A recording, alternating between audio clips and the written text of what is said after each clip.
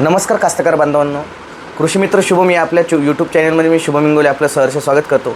शेतकरी बांधवांनो, आता आपले साधारण जून महिन्याचा शेवटचा हप्ता चालू झालेला आहे आणि आपली जी हळद पीक आहे याचं लागवड अगदी आपलं जवळपास 100% झालेली आहे.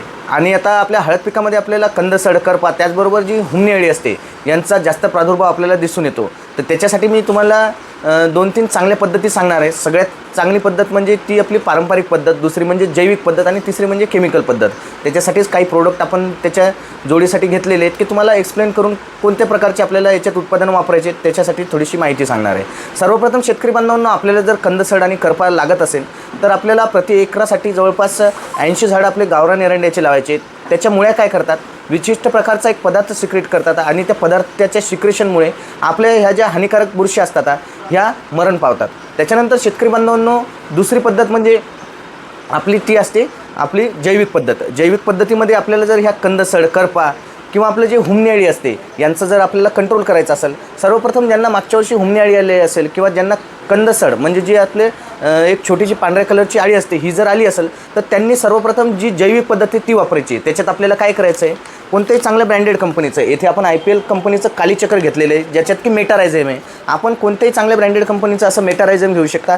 हे देखील एकदम ब्रँडेड आहे. हे देखील आपल्याला प्रति 10 क्विंटल बेण्यासाठी 2 किलो आपल्याला घ्यायचं आहे कालीचक्र. आणि त्याच्याबरोबर आपल्या बेण्याची सुप्तावस्था तोडण्यासाठी आपल्याला घ्यायचं आहे रॅडीफॉर्म, जेणेकरून बेण्याची सुप्तावस्था तोडली तर एकसारखी आपली उगवण होईल. हे झालं शेतकरी बांधवांनो ज्यांना मागच्या वर्षी कंदसड म्हणजेच आपली जी रायझोम फ्लाय असते किंवा रायझोम रॉट असते हा रोग जर लागला असेल तर आपण हीच बीज प्रक्रिया करायची. याच्यासोबत आपल्याला कुठल्याच प्रकारचं जे केमिकल बुरशीनाशक आहे हे चालत नाही आणि कुठल्याच प्रकारचं जे केमिकल कीटकनाशक आहे ते देखील आपल्याला याच्यासोबत घ्यायचं नाही, कारण की हे स्वतःच एक जैविक कीटकनाशक म्हणून काम करते.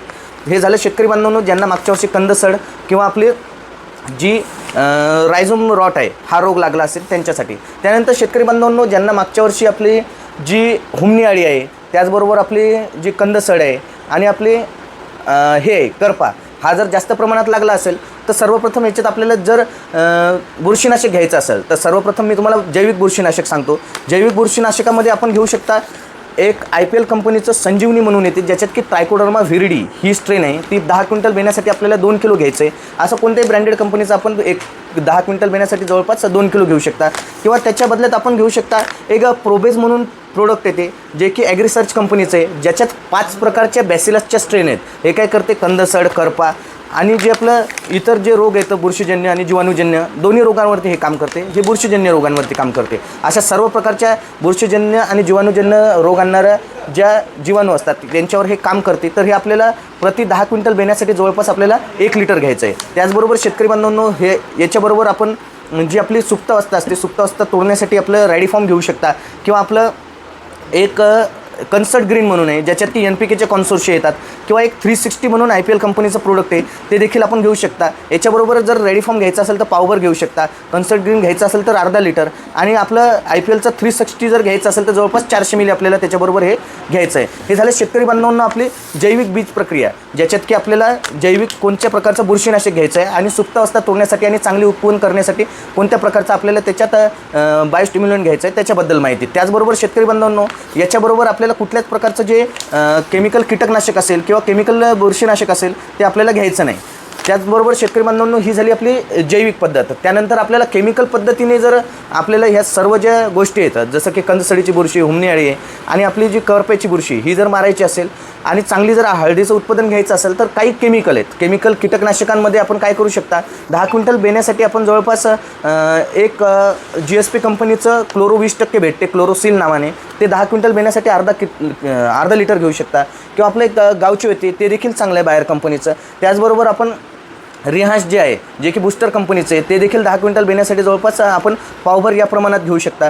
त्याचबरोबर शेतकरी बांधवांनो हे झालं आपलं केमिकल कीटकनाशक. या केमिकल कीटकनाशकाबरोबर आपल्याला केमिकल बुरशीनाशक प्लेनमध्ये जर घ्यायचं असेल तर आपण एंडोफिल कंपनीचं स्प्रिंट ज्याच्यात की टेक्निकल कंटेंट आहे आपलं कार्बन डायझिम आणि मॅन्कोझेब. याच्यात काय असते, कार्बन डायझिम 25% येते. आपली साधी जी आपण UPLची साप पावडर वापरतो त्याच्यात कार्बन डायझिमचं प्रमाण कमी असते. त्याच्यामुळे आपल्याला त्याच्या जागी आपण जर सापच्या जागी कार्बन डायझिम जर आणि मॅन्कोझेब म्हणजे 25% कार्बन डायझिम असलेलं स्प्रिंट जर वापरलं तर आपल्याला त्याचे चांगले रिझल्ट भेटतील. हे स्प्रिंट आपल्याला साधारण 10 क्विंटल बेण्यासाठी जवळपास 250 ते 500 ग्रामच्या हिशोबात आपल्याला वापरायचं आहे. त्याच्यानंतर शेतकरी बांधवांनो हे केमिकल बुरशीनाशक आणि केमिकल कीटकनाशक असं दोन्ही कॉम्बिनेशन असलेले काही उत्पादनं आहेत.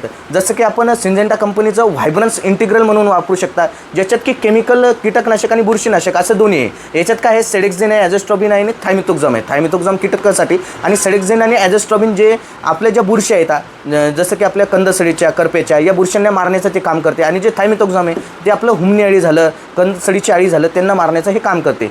त्याचबरोबर जे UPL कंपनीचं इलेक्ट्रॉन आहे हे देखील दुसरं उत्पादन आपण याच्यात घेऊ शकतो, ज्याच्यात की ॲझोस्ट्रॉबिन, थायफोनेट मिथेल आणि थायमिथोक्झाम असा घटक आहे. हे देखील आपल्याला प्रति 10 क्विंटल बेण्यासाठी जवळपास आपल्याला 400 मिली या हिशोबात घ्यायचं आहे. आणि जे व्हायब्रन्स इंटिग्रल आहे हे आपल्याला 10 क्विंटल बेण्यासाठी साधारण 200 मिली या प्रमाणात घ्यायचं आहे. आणि इलेक्ट्रॉन जवळपास 400 मिली. हे देखील याच्याप्रमाणे सर्व प्रकारचे जे आपले बुरशीजन्य, जीवाणूजन्य रोग आणि त्याचबरोबर जे आपलं कंदसाड आणि हुमणी अळी यांच्यासाठी हे काम करते. त्यानंतर तिसरं उत्पादन आहे शेतकरी बांधवांनो, जे आपलं बेस्ट ॲग्रो कंपनी त्यांचं वार्डन एक्स्ट्रा म्हणून एक उत्पादन आहे, ज्याच्यात की 2 आपले बुरशीनाशक आहेत. पहिलं आहे ट्रायझोस्ट्रॉबिन आणि दुसरं आहे आपलं थायफोनेट मिथेल. आणि याच्यात देखील थायमिथोक्झाम हा घटक आहे जो कीटनाशक म्हणून काम करतो. हे देखील आपल्याला जवळपास 10 क्विंटल बेण्यासाठी 200 ते 400 मिली या प्रमाणात आपल्याला वापरायचं आहे. त्यानंतर शेतकरी बांधवांनो एक घटक येतो, तो येतो PCT 410. हा उत्तम कशासाठी आहे की ज्यांना मागच्या वर्षी हुमणी अळी लागली असेल आणि ज्यांना कंदसड आणि करपा असेल त्यांच्यासाठी हा अतिउत्तम असा घटक आहे. कारण की याच्यात जो क्लोथिनिडीन म्हणजे आपलं सुमिटोमो कंपनीचं जे डेंटासू येते त्याच्यात जो हुमणी अळी मारण्यासाठी जो कंटेंट वापरतात क्लोथिनिडीन, तो याच्यात ऑलरेडी आहे. म्हणजे हुमणी अळी पण कव्हर होते आपली, त्याचबरोबर कंदसडीची अळी पण कव्हर होते. आणि त्याच्याबरोबर 2 बुरशीनाशक आहेत, पायराक्लोस्ट्रोबिन आणि थायरम. हे देखील आपल्याला जवळपास प्रति 10 क्विंटल बेण्यासाठी 200 मिली या प्रमाणात आपल्याला जवळपास 200 लिटर पाण्यात आपल्याला याचा उपयोग करायचा आहे. तर शेतकरी बांधवांना आपल्याला देखील जर अशाच प्रकारचं आपल्या हळदीत येणारी जी हुमणी अळी असेल किंवा आपली जी कंदसड असेल, करपा असेल यांचं जर नियोजन करायचं असेल तर आपलं चॅनल कृषी मित्र शुभमला सबस्क्राईब करा आणि जास्तीत जास्त शेतकऱ्यांपर्यंत पोहोचवा. आणि अधिक माहितीसाठी माझा मोबाईल नंबर 73 87 84 96 32 याच्यावरती संपर्क करून माहिती मिळवू शकता. तर व्हिडिओला बघण्यासाठी खूप खूप धन्यवाद. भट्टी